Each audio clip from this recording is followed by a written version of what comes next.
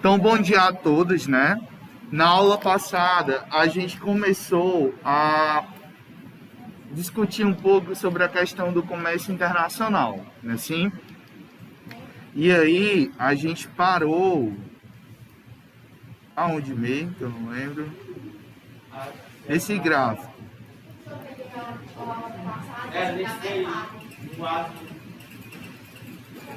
Nós paramos desse gráfico, não foi? Então, assim, a abertura do mercado de aço doméstico, ele dá um exemplo aí, implica duas possibilidades, né? O país torna-se um exportador, aí depois você assiste a gravação, tá gravado. Ou importador do aço líquido, dependendo do preço vigente, né, nos mercados mundiais. Excedeu ou não o preço doméstico antes da abertura do comércio externo. Aí, na figura 2, ele segue, né, explicando na figura 2 abaixo, verifica-se o caso do país tornar um exportador de aço. Nesse caso aqui, o país é fechado, né? Eu falei para vocês, estava começando a explicar, né, na aula passada. Vamos só relembrar.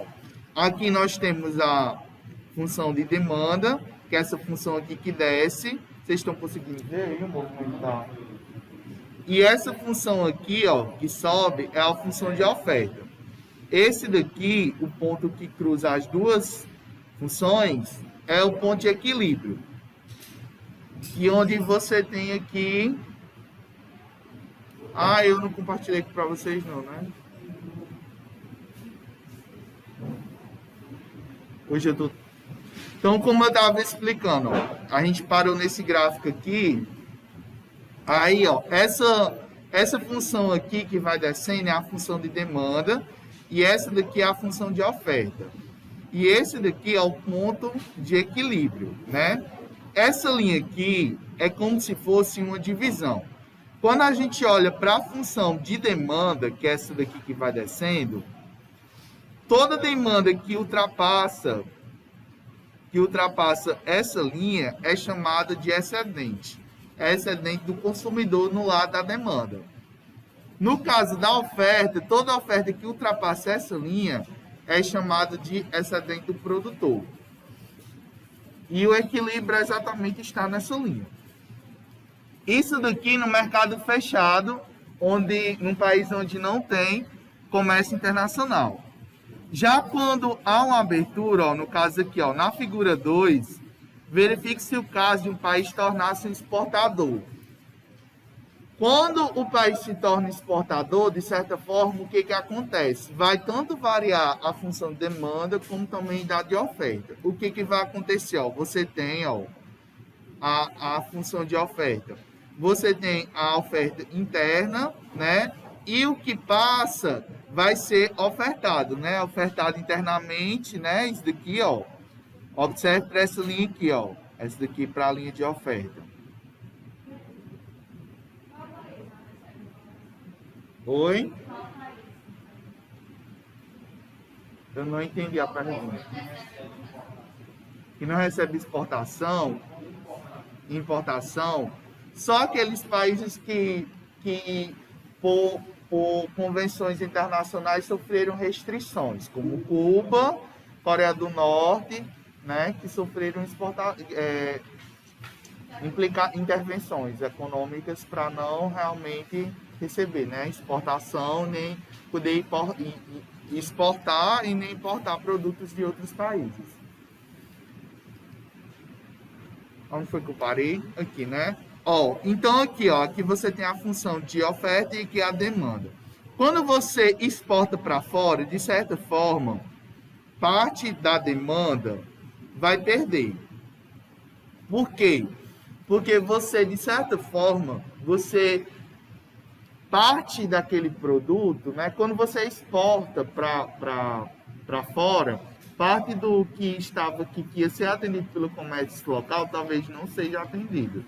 Então, de certa forma, a demanda fica, de certa forma, prejudicada com essa exportação, porque nunca, só se realmente o país conseguir exportar só o excedente para o exterior. Mas a gente sabe que isso normalmente não acontece, né? as empresas vão trabalhar com livre mercado, e aí se lá nesse país oferecer um preço mais vantajoso, é lógico que a empresa vai preferir exportar do que atender a demanda aqui interna. Então aqui você tem uma certa perca, né, do comércio para os dos demandantes, né? Então, quem pode ler aí esse texto aí? Nesse caso, fica evidente que segue com a abertura do comércio. Nós, na primeira vez, a perda de bem-estar consumidores, representada pela redução do excedente do consumidor, corresponde à área B. Essa daqui, a perda, né? A perda do bem-estar dos consumidores. Essa daqui, o B, pode continuar.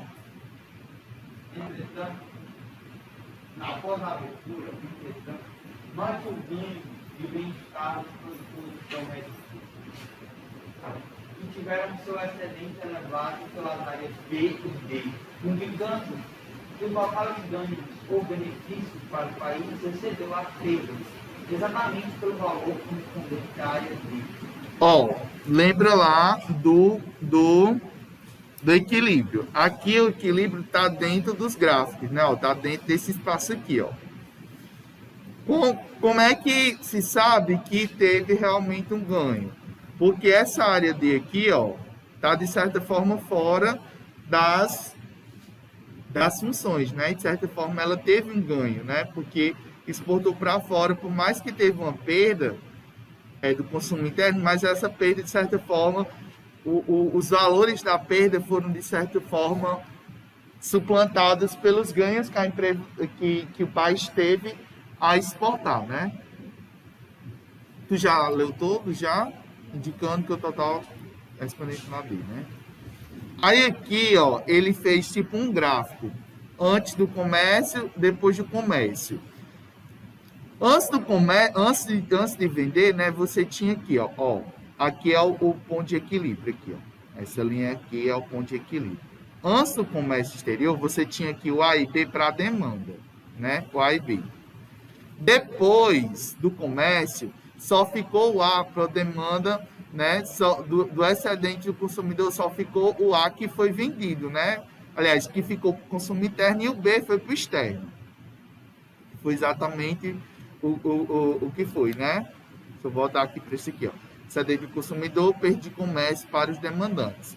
Então, esse daqui, que era o B, essa parte aqui foi, de certa forma, levada para a exportação e só ficou para o comércio local, né, do país, comércio interno, o A. Então, o B e o D foram exportados, né?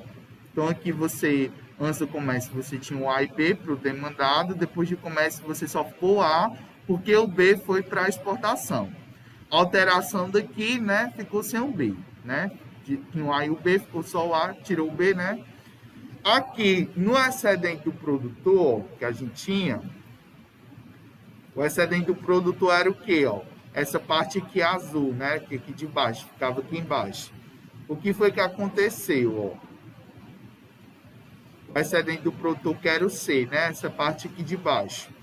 Depois, o que foi que aconteceu? Essa parte aqui do C subiu, Ficou esse triângulo todinho, Esse triângulo todinho ficou para a questão da oferta.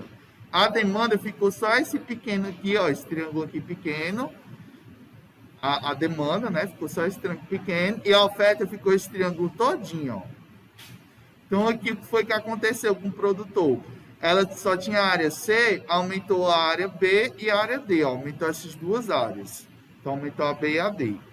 No excedente total, quando a gente faz aqui a soma, né, de tudo, você aumentou aqui a área D. Então, de certa forma, fazendo esses cálculos, né, a empresa teve um ganho. E vamos guardar os celulares, né? Está na aula. Conclusões que a gente tira disso. Quando o país abre seu mercado e se torna um exportador de um bem, os produtores nacionais do bem ficam em os produtores, ó, conclusão disso tudo, os produtores, quando um país abre o seu mercado para exportação, os produtores, quem é que está produzindo, as empresas que estão produzindo, ficam em uma situação melhor. E os consumidores vêm-se numa situação pior. É o que está acontecendo hoje. É o que está acontecendo hoje com muitas commodities, como arroz, como a soja, como a carne. Porque o que está acontecendo? Os produtores nacionais preferem exportar para fora, para a China, com preço mais alto para ganhar mais, ganhar em dólar, do que atender o mercado local. Se você não tem oferta para o mercado local, você tem de aumentar o preço para controlar a demanda, né? Porque imagine aí se o preço estivesse baixo e todo mundo pudesse comprar arroz, ia faltar arroz, ia faltar carne de primeira. Então aumenta-se o preço para que nem todo mundo da parte da demanda consiga comprar, né? E aí essas pessoas vão buscar outras alternativas, né? Em vez de comprar carne de primeira, vai comprar comer osso, né? Que é o que está acontecendo. Se o Brasil se fechasse, você poderia melhorar a economia? Não, aí esse é o fim. Esse é o fim, né? Porque pensa o seguinte, o Brasil, ele é um país que exporta só commodities. Se ele, por exemplo, se fechasse a economia, toda a parte tecnológica ia ficar obsoleta. Celulares, computadores, carros, tudo que você... Cuba, vá para Cuba. Se você for um dia tiver a oportunidade de ir para Cuba, você vai voltar no tempo, porque todos os carros lá ainda são da década de 20, de 30. Fusca. Você vê os prédios, você volta, parece que você está na década de 20. Porque lá é proibido o comércio exterior com boa parte dos países. Então eles sobrevivem só com o que é produzido lá no país. Isso é muito ruim para a economia, porque nem todos os países produzem todos os produtos que eles precisam.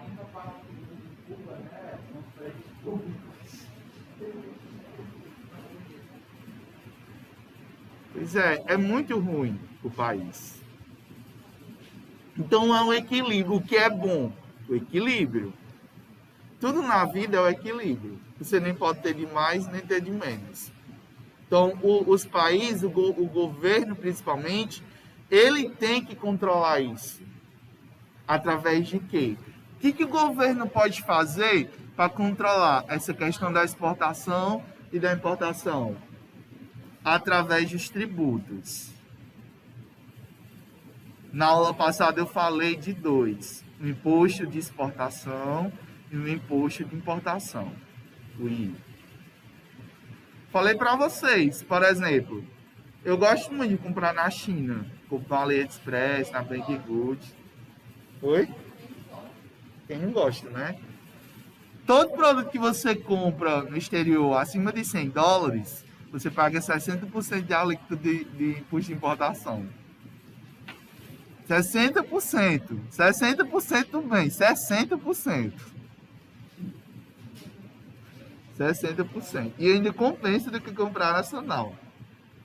Comparado à alíquota da exportação, que é bem pequena. Então, o nosso país, de certa forma, ele é a favor da exportação e, de certa forma, ele carece para buscar de fora. Isso, de certa forma, controla a nossa balança comercial. Então, para que o país, de certa forma, quisesse manter essas commodities agrícolas aqui, o que ia fazer? Aumentar a taxa do imposto de exportação, para que os produtores locais vissem uma desvantagem ao exportar. Porque para exportar com imposto, né, não ficaria, de certa forma, não compensaria para os produtores exportar para fora, porque tem esse imposto. Quanto menor a demanda de produtos dentro do país, maior a busca desse mesmo produto fora. A compra de produto fora. Não necessariamente. Eu uso exemplo o mercado de armas, por exemplo. Eu só tenho Uma fabricante, né? Que ela tal, Aqui é. a pessoa tem que comprar muito por fora. Mas depende do produto. Depende do produto. Porque não necessariamente esse produto vai ser procurado pelos demais. Não necessariamente. Entendeu? Depende do produto. Armas, por exemplo, nem todos os países do mundo permitem a posse de armas. Brasil, boa parte da América Latina não permite. Então, assim, se aqui realmente legalizar, se aumentar, logicamente, a demanda. Mas boa parte da Europa também não permite. Então, não necessariamente aumentar a demanda, depende do produto, né? Aí tem as seguras 4 e 5. Quem pode ler aí? 4 e 5. Nas seguras 4 e 5 abaixo. Sim, aí eu acho que eu não leio o 2, né? O comércio aumenta. O comércio internacional, ele aumenta o bem-estar econômico de uma nação, pois os ganhos dos beneficiários excedem as perdas dos prejudicados. Isso em teoria, né? Em teoria, sim, o comércio aumenta, né? Que vai trazer mais dinheiro para dentro do país, certo? Você está trazendo mais dinheiro para o país, quando você vende para o exterior. Porque boa parte do capital que estava lá fora vai vir para o país e parte desse capital vai ser jogado dentro da economia. Então, de certa forma, você melhora. Em tese. Em tese. Né? Mas o que a gente está acontecendo aqui, boa parte gerou inflação, né? Gerou muita inflação esses produtos da cesta básica. E são produtos que são caros, né? São essenciais, né? Arroz, feijão, enfim, carne, né? Nas figuras 4 e 5, quem pode ir ler? Nas figuras 4 e 5 abaixo, verifica-se o caso do país Tornar-se. Note agora a perda de bem-estar dos produtores domésticos representada pela redução do excedente correspondente à área agrícola. Note, entretanto, que ao contrário de antes, os consumidores têm seu nível de bem-estar elevado pelas áreas B e D. Novamente, pode-se verificar que o país como um todo deve ser bem-estar elevado, uma vez que o total de ganho excedeu as perdas exatamente pelo valor correspondente à área B. É o mesmo gráfico, né? Aí o que foi que aconteceu aqui? Aqui, para que boa parte ou dos produtos ou do mesmo produto que está sendo importador de outros produtos, para suprir aquela demanda que estava, de certa forma, que ficou desfaltada, porque aqui, ó, nesse exemplo aqui, ó, a gente tem esse triângulo bem grande para oferta, né? E esse triângulo bem pequenininho aqui que foi atendido à demanda. Para atender a parte da demanda que não foi atendida, o que foi que fez para equilibrar, né? Você teve essa área aqui, essa área aqui, ó, que não estava sendo contabilizada, foi colocada para a questão da importação, para justamente atender aquela parte da demanda, né, que ficou faltando, né? Essa parte aqui, ó, que foi, ó, que perdeu do comércio os produtores, né, do comércio para os produtores, né? Esse pessoal aqui tem que ser atendido de uma certa forma. Como é que se atende? Importando. Então, aí você aumenta, né, o gráfico, né? Então, aqui você, de certa forma, você aumenta, né, com a importação. Então, aí você tem, né, tenta se equilibrar, né, aqui. Conclusões, né? Quando o país abre seu comércio e torna-se importador, lá era exportador, agora é um importador, presta atenção. Quando o país abre seu mercado para importar, para comprar de fora, o que acontece? Os consumidores, né? Os consumidores, que são aquelas pessoas que demandam produtos e serviços, eles melhoram sua situação no mercado interno. E os produtores são prejudicados. Exemplo. Eu, por exemplo, gosto de comprar celular na China, coisa assim, tecnológica, eu gosto de importar de fora. Quando eu compro um celular lá da China, eu estou levando meu dinheiro para lá. E os produtores aqui, eu alimento a economia de lá. Alimenta a economia de lá. E não alimenta daqui. Quando você, por exemplo, decide fazer a feira do mês em outro município, por exemplo, vamos dizer que vocês decidam fazer a feira do mês no Iguatu, ou lá no Juazeiro, que temos atacadões. Em vez de vocês alimentarem o comércio local, vocês vão alimentar o comércio desses respectivos municípios. Vocês estão desenvolvendo esses respectivos municípios. Porque o que acontece? Quando você compra no mercado local, na cidade, você está, de certa forma, remunerando os trabalhadores dessas empresas. Por exemplo, o que está acontecendo aqui no Icó recentemente? A gente está tendo um monte de loja nova. Magazine Luiza, Casas Bahia, né? Um monte de franquia aí, né? De empresas grandes. Quando vocês deixam de comprar nas lojas, de certa forma, de empresários locais e passam a comprar nessas lojas, lojas americanas, Magazine Luiza, de certa forma, vocês estão levando o dinheiro que poderia ficar aqui na economia local, desenvolver o município, vocês estão lá tirando para fora.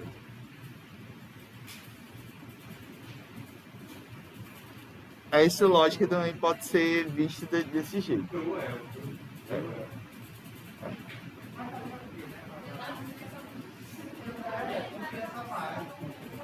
Aí você pensa pela lógica do consumidor, pela lógica nossa do consumidor, a gente vai melhorar a nossa situação. Por quê?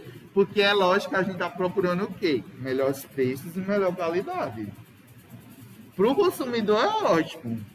Para o produtor interno é péssimo. Entendeu?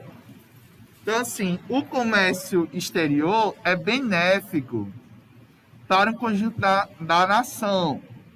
Mas, como visto acima, em certos casos, existem perdas para os consumidores ou para os produtores, o que muitas vezes torna bastante acalorada a discussão se determinado mercado deve ou não ser aberto para concorrência externa.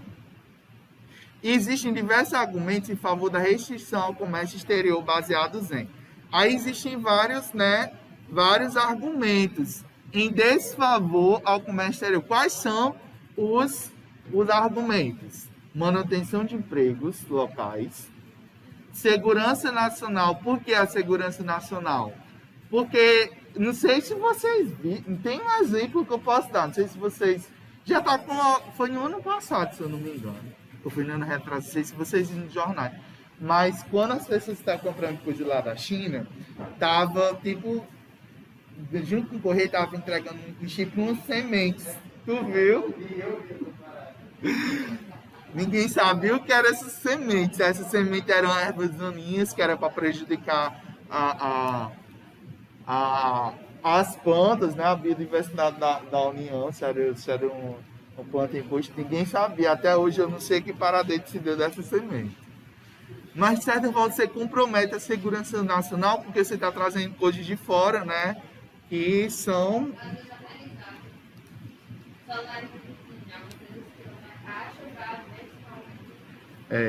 Então, envolve essa questão lá. Defesa da indústria nascente. A nossa indústria não se desenvolve. O país não se desenvolve. Nós somos um fracasso na indústria. Nosso país.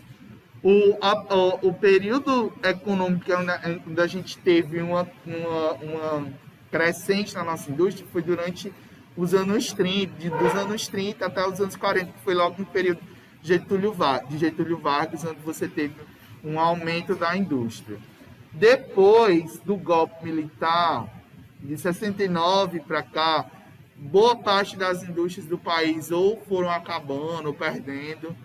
E o que você tem hoje, quase nada, né? Muitas montadoras ano passado fecharam. Ford fechou, Fiat está fechando, Volkswagen, as grandes montadoras de carro. Você não vê, por exemplo, ó, da tecnologia. Qual empresa de tecnologia que você vê aqui no Brasil? A Multilaser, por exemplo. É a única que eu penso assim de tecnologia. O status de vocês é da Multilaser, né? É positivo? Positivo também é. Pior que a Multilaser e a Multilaser, basicamente, só elas estão fora das zonas francas, né? Isso. As outras têm sim, fabricantes, só que é dentro das zonas francas. Aí por fazer da Zona Franca, o que acontece? Reduz os tributos. Aí essas outras têm um custo maior.